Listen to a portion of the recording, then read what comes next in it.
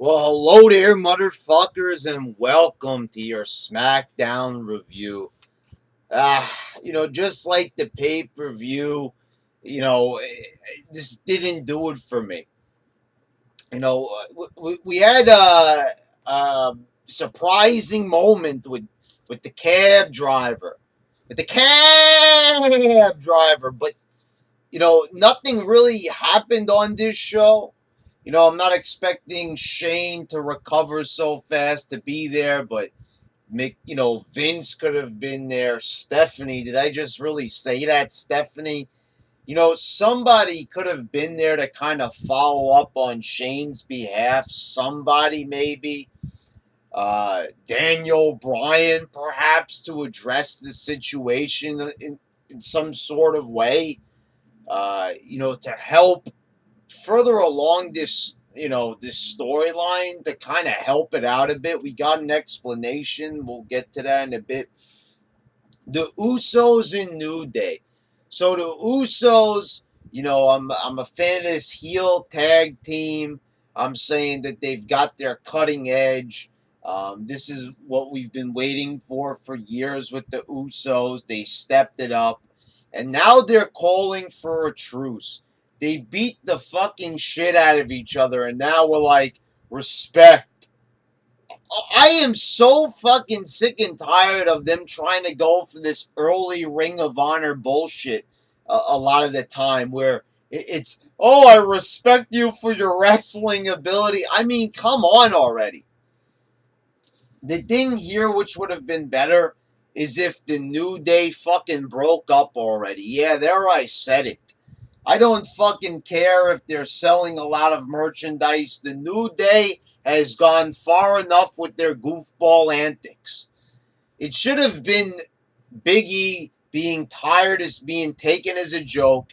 He should have fucking beat the shit out of Kofi and Xavier Woods, and that should have been it. Then it should have been Big E push time, a singles push for Big E. I mean, how long are they going to keep these guys in this tag team? It's going to be the same fucking shtick night in and night out. Blowing on the trombone. You could fucking blow my fucking trombone, for fuck's sakes, if you think the New Day should go on forever. I mean, what are we looking at here? It's the same fucking shtick week after week with them. And, they're the goofballs every week. You're going to have them saying cute little things and dancing and gyrating. And it's going to be the same fucking thing for years to come. But I see that's the way that WWE is going with them. I don't think after watching this, the truce, that they're going to go with them anytime. So, what does this mean? Are the Usos now, are they baby faces? You made them change their whole style, had them acting fucking brutal as shit in the Hell in the Cell, just to turn them into some lame fucking cheap baby faces? The fuck is that shit? So the tag teams come out, the other ones, the Hype Bros, yeah, they have a fatal four-way match to determine the number one contenders. And they finally remembered that Shelton Benjamin is a valuable asset on their roster, so him and Chad Gable are the winners here. I wouldn't look for them to win the match, though, at the next pay-per-view or whenever they're going to have the eventual match, probably at the next pay-per-view. I wouldn't expect them to win, though. Out of all these teams, though, I guess you could say they were the most reputable.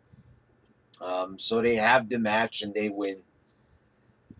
Charlotte and Natalya brawled backstage. She was talking shit about Ric Flair. So Charlotte beat her up. And then, Lana was back there with Tamina. And then everybody starts brawling. Naomi starts coming in and starts brawling. What is it about wrestling that if one person punches another person, it automatically becomes like one of those barroom brawls in a comedy? Like one person throws a punch and then everybody has to start fighting, even though nobody said anything to the other person. Becky Lynch defeated Carmella because the rules state that if you're going to be the Money in the Bank holder, you have to lose a bunch of fucking matches before you could cash it in successfully. You know, I don't get what it is. Like I've done this rant 1,000 times till I'm fucking blue in the face, and I still can't break it down in my head. The only reason I could think to this is they want to have that person lose so much that it's going to be a surprise when they win, as opposed to them looking strong, cashing in the Money in the Bank, like someone like Edge, for example. When they did that, it actually meant something because he looked strong going into it. Now it's like, okay, so if that is their mentality, that they want the guy to, lose a bunch before he actually wins the title, okay, I could see that maybe once or twice. It's still fucking stupid, but they've been doing it 5-6 times already throughout the years. I think it's about enough already. How many more fucking times are they gonna fucking do this shit already before enough is a fucking enough already?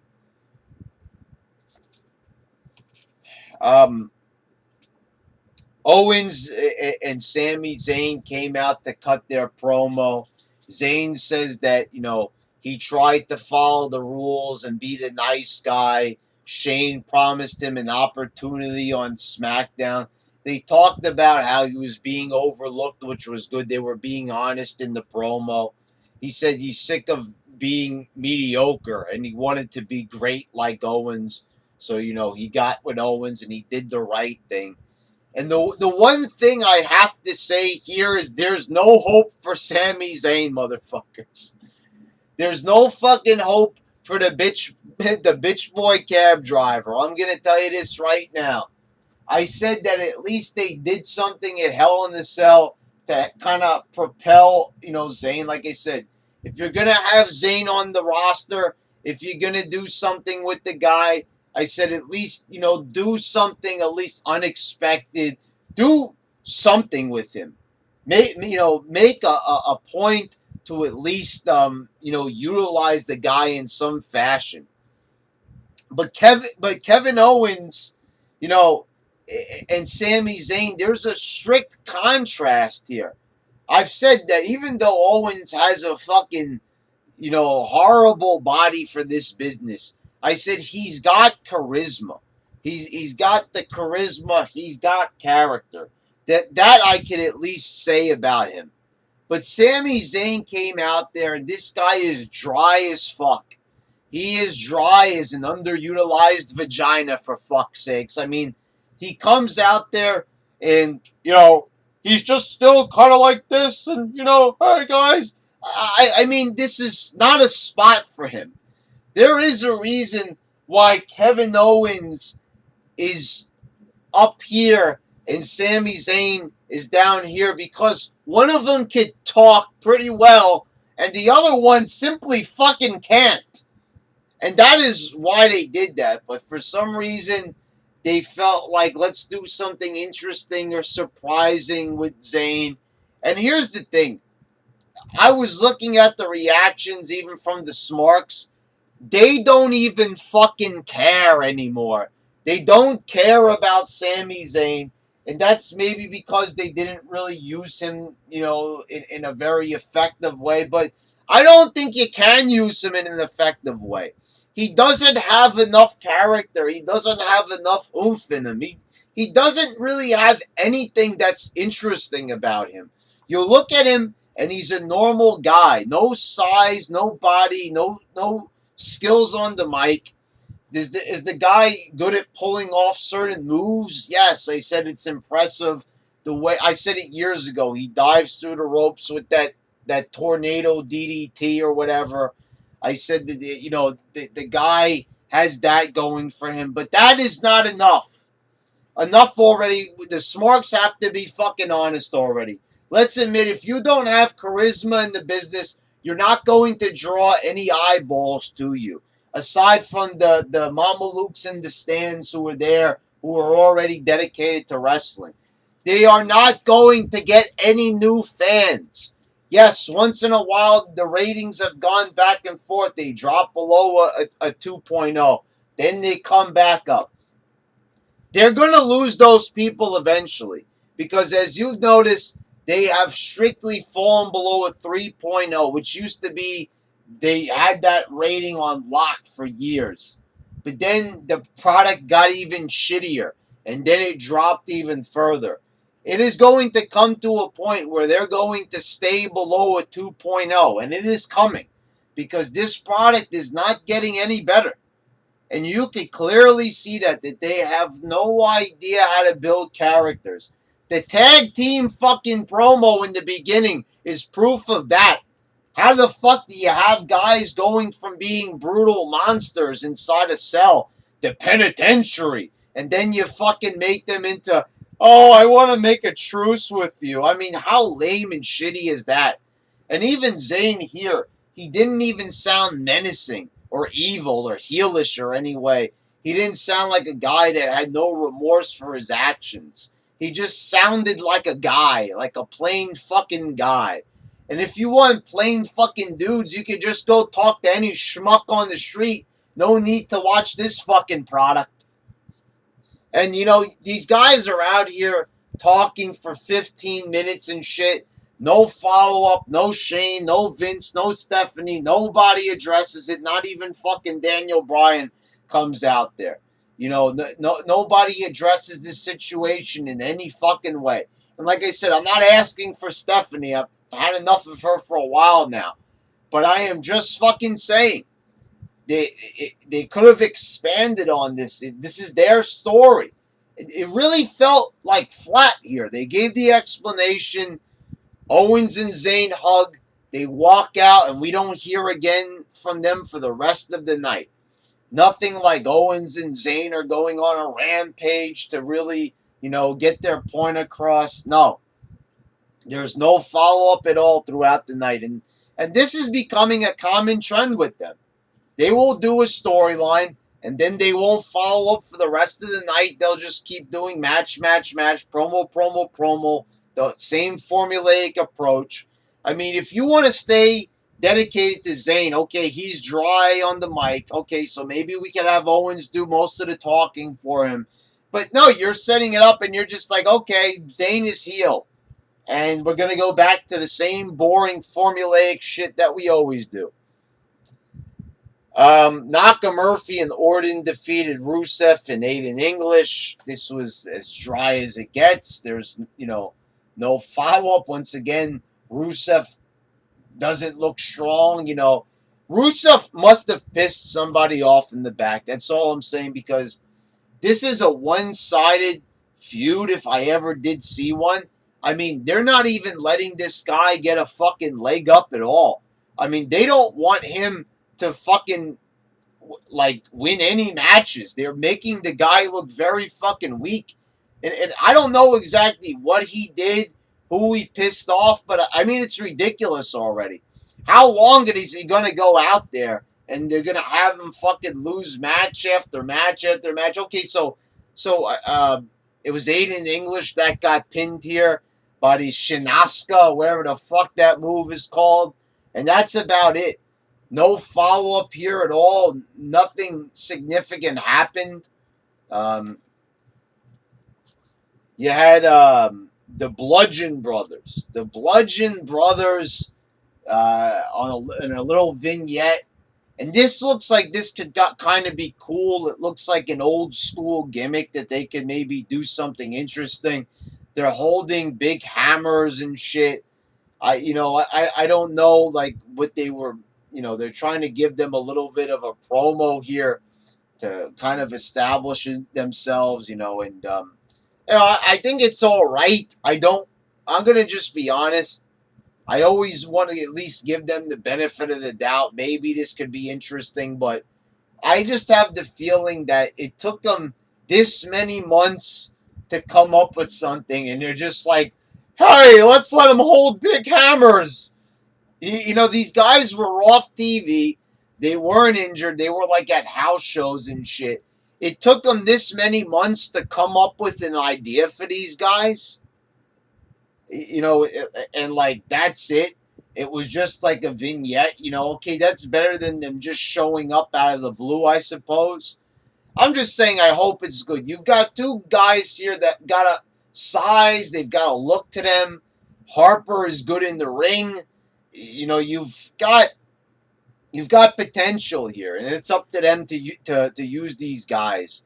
But once again, who is used in an effective manner on this roster besides a choice few? Bobby Roode came out. Dolph Ziggler, and him have a back and forth. He tells Ziggler to get in the ring.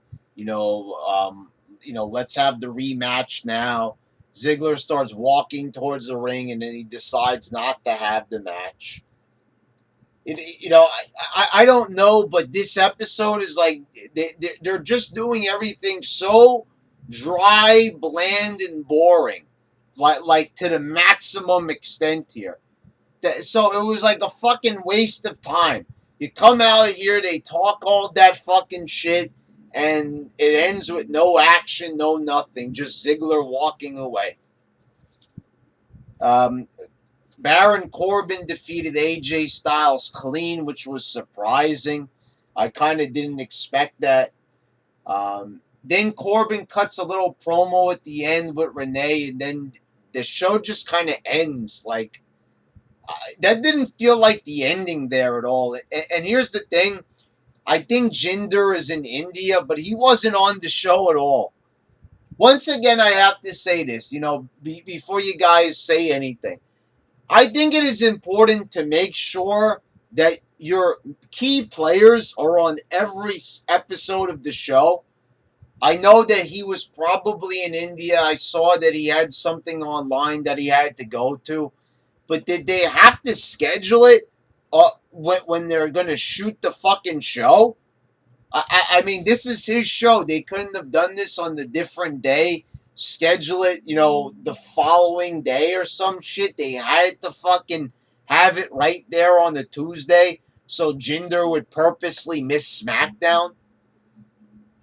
The challenger is there, Naka Murphy, but the champion is nowhere to be found. And this really fucking hurts the product. It really does. Where they don't have the key players on the show and it feels fucking cheap as fuck. I look at this show and I can't believe that they didn't do more with Zayn and Owens. That was like surprising. Like they were good enough with that. Like, let's just give the explanation and that's good enough for us. And then they just fucking move on to the next bit. I mean, they have to do fucking better than that. They have to show better effort. A stronger effort than just a little promo. They want to make a major storyline. This guy rips Shane McMahon out from harm's way. And, one little promo, and that's about it. A dry promo, mind you. Not a good episode of SmackDown by any means.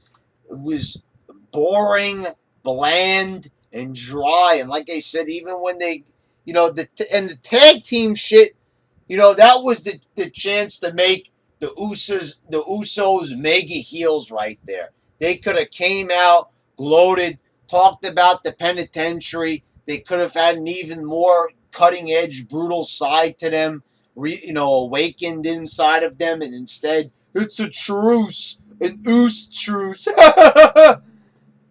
How lame, shitty, and boring can you fucking get? This has been your SmackDown review. Your YWC champ. Signing out.